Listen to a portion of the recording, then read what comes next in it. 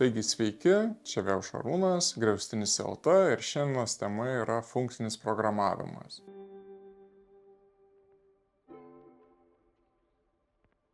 Mano nuomonė, kad suprasti funkcinį programavimą pirmą reikia suprasti, kaip ir kodėl jis atsirado. Tai tam reiktų nusikelti į 60-uosius ir pabandyti įsivaizduoti, kaip tada atrodė programavimas. Tai viena užuomina, kad visos dabartinės operacinės sistemos, visos dabartinės patogios kalbos tuo metu neegzistavo. Namų kompiuteriai apskritai kaip toks dalykas dar tuo metu neegzistavo. Iš esmės buvo didžiulės spintos, tai visai natūralu, kad pirmosios kalbos buvo imperatyvios, mes kompiuteriui pažingsniui pasakom, ką daryti ir jisai padaro. Kai pradėjo plačiau naudot, daliai žmonių tas nebūtinai tenkino, tai pabandykit įsivaizduoti mokslininkus, ane? Jūs pradeda tą kodą šiaip ne taip rašyt, paleidžiat ir kompiuteris nulūžta. Kartais nulūžta, nes kitas procesas tuo metu atmintį paima, kartais nulūžta, nes ten viršijot kažkokius limitus, kartais nulūžta, nes šiaip nepatvarus daiktas. Tai, galite įsivaizduoti tų žmonių pyktį, bandant naudotis kompiuteriais. Tai galbūt tuo paburnojimu būtų ir pasibaigę, bet kažkas pasikapstė ir atrado tokį matematinę, kryptį ar kalbą pavadintą lambda calculus. Pavyko įrodyti, kad su šita lambda calculus įmanoma prašyti bet kokį kodą, kurį aprašome su kitomis kalbomis. Tik esminis skirtumas yra tas, kad jeigu iki tol mums parašius kodą reiktų tuo pačiu rūpintis ir pačiu kompiuteriu, kad jam ir atminties užtektų, jam ten nieks nenulūžtų, šituo atveju mes iš esmės aprašom matematiką. Ir yra taisyklės, kurias iteratyviai taiko ir sprendžia uždavinį. Gerai, tai iš esmės tai yra ganėtinai paprasta ir primityvi kalba. Jie aprašoma maždaug taip. Eina lambda simbolis, tada kintamasis, tada taškas ir tada sprendimas. Aš tik tais paryškinsiu, kad būtų geriau matyti. Taigi šiuo atveju perduodam x-ą. O mūsų sprendimas yra m. Šitą m dalis vadinama mappingu. Paprastai tariant, tai tiesiog ką mes su to x veiksim čia papasakojam. Tai jeigu parašytume kažkokį realų atvejį, tarkim, mes priimsim x ir čia suskaičiuosim kažką. Tai priimam x, o čia sakom x plus 1. Tai čia yra mūsų lambda funkcija. Kitas atvejis yra, o ką daryti, kai mums reikia daugiau negu vieno kintamojo. Tai lambda funkcija turi tokį gudrų būdą šitai padaryti. Tai iš esmės nieks nedraudžia kaip funkcijos rezultatą grąžinti kitą funkciją. Tai atrodytų šitaip. Ir dabar paaiškės, kodėl čia tas taškas dedamas. Padam tašką, padam vėl naują lambda funkciją, vėl tašką. Ir, pamiršau skliaustus. Ir tarkim, čia atėjo x, čia atėjo y, o čia mes galim daryti x plus y.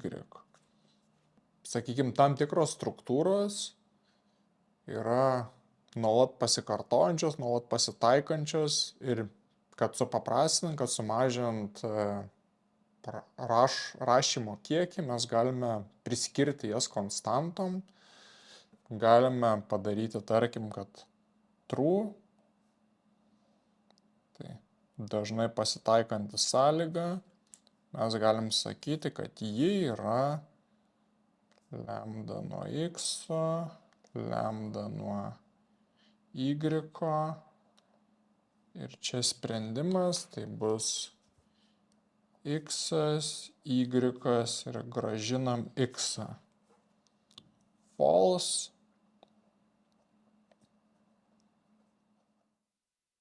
yra lambda nuo x, lambda nuo y. Taip, x, y ir grąžinam y. Ir, gal paskutinis pavyzdys, čia aš neįsiu labai gilin, bet dar mes turime būdą apibrėžti true, apibrėžti false, tai yra booleaną. Dar mes galime if'o sąlygą apibrėžti. Ir dažniausiai tai daro kažkokią tai lambda, kuri yra sąlyga. Tada lambda, kuri yra kodo blokas, kurį vykdysim, jeigu tiesa. Ir dar viena lambda, kur kodo blokas, kurį vykdysim, jeigu netiesa. Pažymėkim dabar, čia bus P, čia bus A, čia bus B ir bus mūsų sąlyga P, A, B. Ir jeigu tiesa, žiūrim čia, mes eisim į pirmąjį argumentą, tai į A. Jeigu netiesa, mes eisim į antrą argumentą, tai yra B. Čia yra tiesiog taisyklių rinkinys ir, sakykime, žmonės į tai įsigilinę, tam pašventę savo karjerą, sugebėjo įrodyti, kad šitokia paprasta kalba iš esmės galima apibrėžti, aprašyti bet kokį programavimo kodą ir aprašius šitaip, kompiuteris gali išspręsti jūsų duotą užduotį ir mes tam tikrą prasme gaunam veikiančią programą, bet neturim kitų problemų, kurios ateina iš imperatyvaus programavimo. Taigi iš esmės tas lambda calculus tapo stuburu visos šitos idėjos, viso funkcinio programavimo. Esminis momentas tapo, kaip jį perkelti iš matematikos į kompiuterį. Ganėtinai lengva užduotis buvo, tik teko įsivesti keletą taisyklių, kurių nepaisant viskas subliūkšta. Tai pirmoji ir tokia, sakyčiau, netgi paprasčiausia, labiau estetinė yra higher order functions. Tiesiog sako, kad funkcija pati savaime gali būti kaip bet kuris kitas argumentas, visiškai lygiavertė, lygiareikšmė. Ir taip pat funkcija gali kaip rezultatą grąžinti kitą funkciją. Kita taisyklė, kad pačioj lambda calculus ciklus aprašyti galbūt jeigu ir įmanoma, tai neįtin patogu, tačiau ciklų poreikiams naudojama rekursija. Tai vėlgi tikimasi, kad kalboje galima lengvai, efektyviai panaudoti rekursiją visur, kur šiaip naudotume ciklus. Kita taisyklė skamba labai paprastai, bet kai pradedi gilintis įsikeroja labai plačiai. Funkcijos privalo būti deterministinės. Deterministinė tiesiog reiškia, kad su tais pačiais argumentais mes visada gausime tą patį rezultatą. Ir čia žmonėms dažniausiai būna toksai, o tai kaip dar kitaip gali būti. Tai velnis slypi detalėse. Kas dažniausiai nutinka, egzistuoja kažkur programoje globalūs kintamieji, kuriuos gali pakeisti visiškai kita kodo dalis, visiškai kita gija ar whatever. Ir staiga mūsų funkcija tampa nebedeterministinė. Kita vieta, kur tai gali lengvai sliukinti, yra struktūrų arba klasių kintamieji. Mes dažniausiai susikuriam kažkokią tai struktūrą, prisikuriam kintamųjus, prisikuriam metodų. Ir čia gaunasi, kad staiga mes priimam du argumentus, bet mes viduje galim priklausyti nuo n kitų. Ir paskutinis variantas galbūt pats kebliausias, kurį parodysiu ir realiam kode, kad būtų aiškiau. Gerai, tai parodysiu pavyzdį su Pythonu, bet turėkit omeny, kad šitai realiai galioja visose kitose kalbose, nes tuo pačiu principu veikia ir kitur.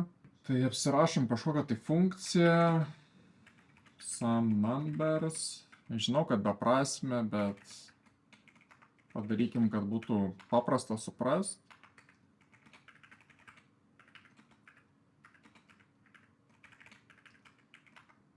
Gerai, turėsim kažkokią tai sąrašą, tarkim čia skaičiai 1, 2, 3. Ir mes norim susumuoti ir išvesti atsakymą.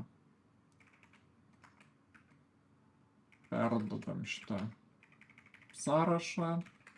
Čia tik gavę skaičius iš karto pranešam, ką mes gavom, kad po to būtų aiškiau.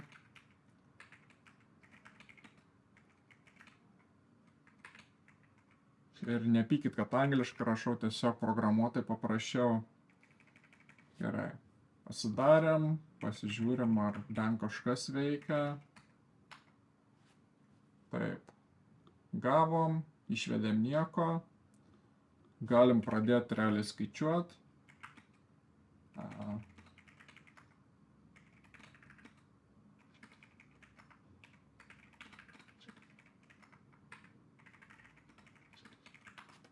Viskas. Funkcija įgyvendinta. 1 + 2 yra 3, + 3 yra 6. Dabar įveskim šiek tiek keblumų, kad parodyti, kas įmanoma, kaip įmanoma tokią paprastą funkciją sugadinti. Tai pirmą, fiktyviai sulėtinsim ją, kad eitų atkurti situaciją. Tai tarkim, kiekvieną skaičių pridėti užtrunka sekundę. Niekas neturėtų pasikeisti, tik tas užtrunka ilgiau. Gerai. Dabar sukursim piktąją funkciją, kuriai irgi perduodam sąrašą. Jinai irgi pamiega.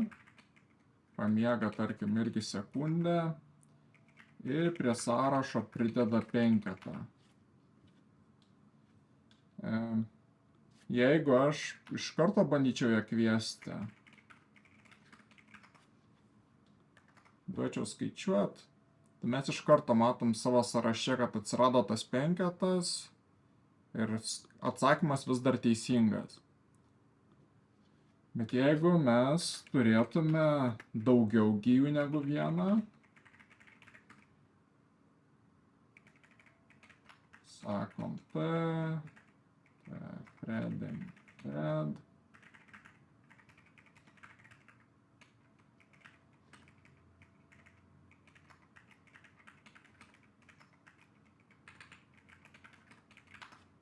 Paleisim tą funkciją kaip atskirą giją. Paleidom, gavom 1, 2, 3, o atsakymą gavom 11. Tam tikros struktūros yra klaidinančios. Dažniausias atvejis yra masyvai arba sąrašai, priklausomai nuo kalbos, priklausomai ką naudojam. Nes kai daro efektyviai, stengiasi kas kartą nekopijuoti viso masyvo jį perduodant, o duoti tik tais jo adresą. Ir galim turėti tokių situacijų, kad rodos vienai funkcijai perdavėm, kažką padarė, kitai funkcijai perdavėm, kažką padarė ir mes tikimės, kad kas kartą perduodam nepasikeitusius duomenis, bet realybė tokia, kad kitas procesas, kita gija gali tuo pat metu tą patį masyvą turėti ir jį pakeisti ir vėlgi funkcija tampa nebedeterministinė. Ką funkcinis programavimas griežtai verčia turėti, tai immutable struktūras, vadinasi tokias, kurių mes nekeičiam, o jeigu mums reikia pakeisti reikšmę, mes visos grąžinam naują. Tai vadinasi, jeigu mes turėjom sąrašą ir norim pridėti elementą, tai mes grąžinam naują sąrašą, kuris yra prieš tai buvęs plus naujas elementas. Jeigu mums reikia ištrinti elementą, tai mes paimam ir padalinam sąrašą į 2 dalis per tą elementą ir po to sujungiam kairę ir dešinę dalį ir taip grąžinam naują sąrašą. Toks Achilo kulnas funkcinio programavimo, kuris labai ilgai viską stabdė, visą progresą ir irgi jisai siejasi su deterministiniam funkcijom, tai kartais mes galim daryti viską gerai. Tai yra neturėti būsenos, neturėti globalių kintamųjų, neturėti ten kažkokiai tai struktūroje kintamųjų, viskas immutable, viską darom pagal vadovėlį, bet kažkurioje vietoje sugalvom, kad mes norim skaityti iš failo. Ir čia persišaunam koją. Nes kai skaitom failą, jis bet kada gali būti ištrintas, bet kada gali būti užimtas kito proceso, bet kada gali būti, nežinau, dingt permissioną jam skaityti. Žodžiu, yra N būdų, kaip tas failas staiga gali būti nebeperskaitomas. Tai vadinasi, skaityti iš failo kaip ir nebegalim funkciniam programavime, nes visados turim šansą, kad tai sukurs pašalinį efektą, o pašaliniai efektai yra draudžiami. Tada kitas pašalinis efektas yra susijęs su internetu arba apskritai tinklu. Tai jeigu mums reikia gauti kažkokius duomenis iš išorės, vėlgi gali dingti mūsų internetas, gali tas serveris nulūžti, gali jų internetas dingti, gali labai lėtai ateiti duomenys. Žodžiu, yra N+1 variantų, kaip tie duomenys iki mūsų net keliaus. Na ir trečias, galbūt paprasčiausias pavyzdys yra userio vartotojo įvestis. Jeigu paprašom įvesti skaičių, jisai gali įvesti savo vardą.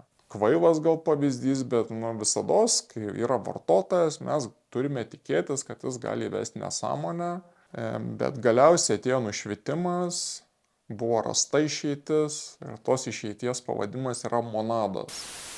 Ir gerai, kol turiu jūsų dėmesį, planuojame organizuoti Kaune naujus meetupus pavadinimu Datacraft Kaunas. Tai visą informaciją rasite nuorodoje, kurią pridėjau į aprašymą. Paprasčiausia monada, bent jau kokią dabar sugalvoju, yra try. Tai kai aš skaitau failą, aš galiu sakyti ne kad grąžinsiu rezultatą, aš galiu sakyti, kad aš pabandysiu grąžinti rezultatą. Man gali pavykt, man gali nepavykt. Čia bus success, čia bus failure.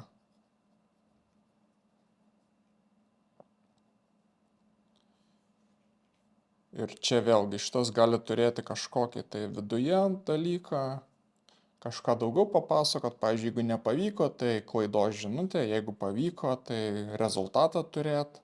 Gavosi, kad mes nieko nepažeidžiam, o mūsų šalutinis efektas vėlgi yra griežtai aprašytas ir mes žinom, kad mes bandysim ir to rezultatas arba pavyko, arba nepavyko.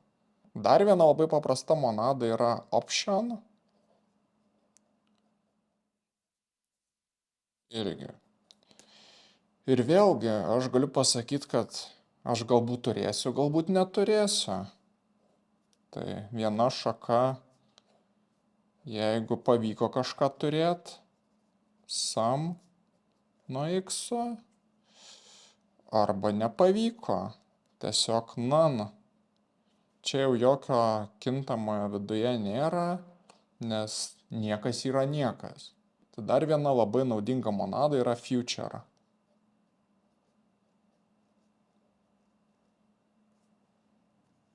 Vėlgi nuo x. Aš sakau, kad aš daviau užklausą ir sakau, kad kažkada grįš rezultatas. Ir vėlgi rezultatas gali grįžti kaip planuota.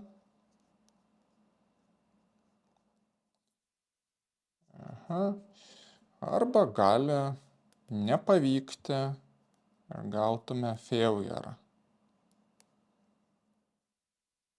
Ramybės vardan parašykim čia, kad šito atveju mes gausim klaidos pranešimą, šito atveju gausim rezultatą.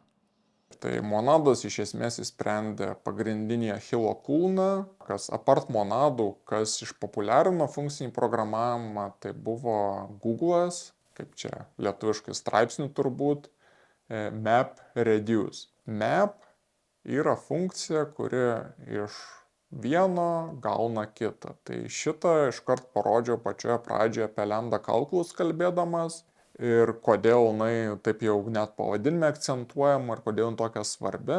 Ta map funkcija, jinai nepriklauso nuo jokios išorės. Tai vadinasi, mes galim paraleliai per kiek tik norim kompiuterių, per kiek tik norim gijų, tas map funkcijas paleisti. Ir šito straipsnio tema buvo big data, didelių duomenų apdorojimas, ane? Tai ten visa esmė ir buvo, kad turime, milijardus skirtingų failų, daug duomenų ir mes galime paleisti daug map funkcijų, kurios visos savyje yra labai paprastos, primityvios ir kiekviena iš jų gali nepriklausomai apdoroti ir tada mus riboja tik tais, sakykime, kompiuterių kiekis. Kita pavadinimo dalis yra reduce.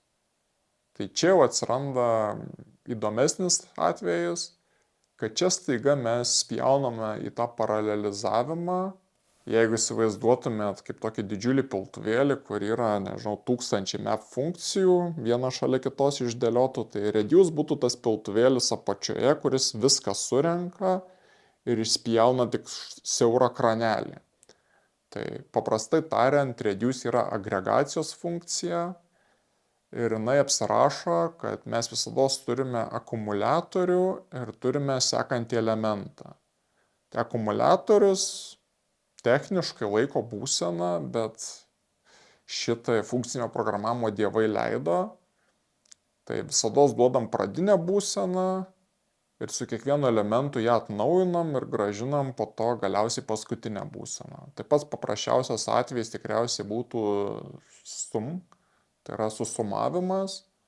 Tai akumuliatorius pradžioje yra 0 ir įsivaizduojam, kad perduodame daug skaičių.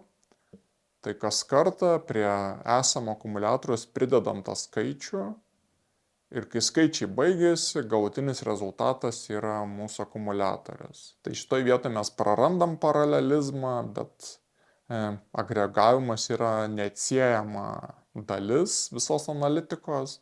Tai dėl to map ir reduce yra esminės funkcijos, net kuriamis ir pavadintas visas straipsnis. Tai be šitų yra dar kelios populiarios, aš gal tik tais 2 paminėsiu, nes esmės per daug nekeičia. Tai viena jų yra filter, kur tiesiog mes perduodam eilę elementų ir pasiliekam tie, kurie patinka ir atmetam tuos, kurie nepatinka. Ir dar viena svarbi yra flat map. Mes visados pratę dirbti su masyvais, funkciniam programavime ypač, mums ateina masyvas duomenų ir gražinam kitą masyvą. Bet kartais pasaulis nėra toks gražus ir kartais tam masyve tarp elementų mes galim turėti kitų masyvų. Tie kiti masyvai gali dar masyvų turėti. Žodžiu, mes gauname duomenis, bet kurie nebūtinai yra tokios formos, su kuria mums lengva dirbti. Tai flat map pasako, kad mes transformuosim, bet tuo pačiu mes tą formą pataisysim. Ir dažniausiai tai kalbam apie vieną lygį. Tai jeigu yra masyvas, masyvė, masyvė, masyvė, masyvė, tai mums reikia daug flat mapų daryti, kad išlukštenti iki pabaigos. Tai va, monados atsirado, kas suteikė praktinį panaudojimą funkciniam programavimui. Tada atėjo Google white paperis apie map reduce. Ir staiga žmonės pradėjo galvoti ir kalbėti apie funkcinį programavimą kaip realų įrankį spręs problemom. Ir galiausiai pradėjo atsiradinėti įvairios naujos modernios kalbos, kurios tą funkcinį programavimą realizavo. Tai pačiam gal pirmoji tokia buvo Scala. Dar yra Clojure, Microsoftas savo F# išleido. Tada esamose kalbose atsirado visokie elementai, tai Javoje atsirado streamai, tam pačiam C# atsirado linkų ir taip toliau. Žodžiu, toks renesansas įvyko, kad pradėjo atsiradinėti naujos funkcinės kalbos, o nefunkcinėse kalbose atsirado įvairūs elementai, leidžiantys rašyti funkcinį programavimą. Tai vėlgi, kaip visados, ačiū už dėmesį, like, share, subscribe, comment, whatever. Bet kokios interakcijos duoda mums daugiau žinomumo. Ačiū už dėmesį ir iki pasimatymo kituose video.